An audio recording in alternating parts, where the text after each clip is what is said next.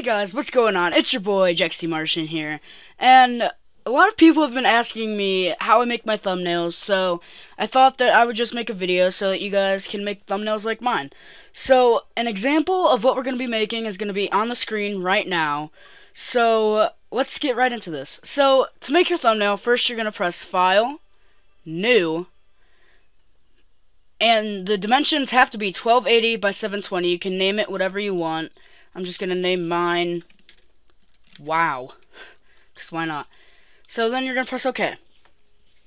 So, once this opens, the first thing you're going to do is you're going to go down to, or you're going to make sure that you have this layer selected. You're going to press File, Place, and then you are going to find your background picture. So, there we go. I'm going to put that background picture on, and don't worry if the picture's grainy. There's a way to fix that. Even if the picture isn't grainy, I still do this. So, once you have that down, you press the check mark at the top. And so what you do next is you go to Filter, Blur, Motion Blur. Now, I really like Motion Blur because, look, not only does it take away the graininess, but, like, you can still adjust it and stuff. And I think that it just takes, like, or it makes the words on it look, like, more, like, stand out. Like, it makes it look stand out more. And so what you're going to do next is you're going to go to Hue and Saturation. You're going to turn the saturation all the way down. What you do next is you go to Curves. You adjust this. I usually end up doing mine like that, and then one up here like that. And then you can also screw with the levels however you feel. So like that, that's good. And so, the next thing that I always do is, why is this here?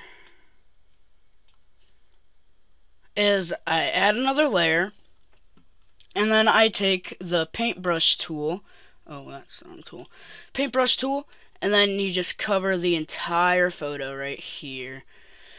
And you will see why we do this here in a second, just for a little, like, overlay, I guess you could call it. So then what you do is you can turn down the opacity, so turn down to like 5% or 4%, just so that it has that nice purple like tint over it, if you see what I mean by that. And then what you do next is you can get your gun or anything else, a picture. So again, you're gonna make a new layer. You're gonna go to File, Place, and then you're gonna get your gun. So right here I just have an MSR. So what I like to do is, of course, you have to adjust it, so like that. And then I always drag mine to the right corner, as do most people. And then I like turning mine a little bit, just like that. And okay, there we go. That should be good. And then once you're done adjusting that, you of course press the check mark. So then once you do that, you can go into blending options, but first you have to make sure that this color right here in the bottom left, you click on that color, and then you go up here, and this number right here, you can right click and copy that, and you have to do that. So then you go to blending options. And then what you do from there is you go to outer glow. So this is just to add like a little glow to your gun, like that. But of course you could change it to any color you want. So right here, where it's white, you click that. And then where this number is, you right click and paste so that you get that nice purple. Now of course you can move this around. I usually like to make mine a little bit lighter than what I have set as the background so that it stands out a bit more. And then, oh, that's not what I meant to do. And then from there you can add like a stroke or something. I mean, I don't know really why you'd add a stroke because you have the glow, but people like to do what they like, you know? So then what you're going to do after you do that is you're going to add your text. Of course you can add more pictures than that. That's just an example for the video so that this goes as fast as possible. And then so you're going to write down your text. Example. Alright, so there's my text, and I usually like to make my text white because, you know, I just like to do it. And so, of course, you can Control T to adjust the size, and then just adjust the text however you want. Always hold Shift when moving things so that they stay the same height that they were, or like so that they're like still square and things like that.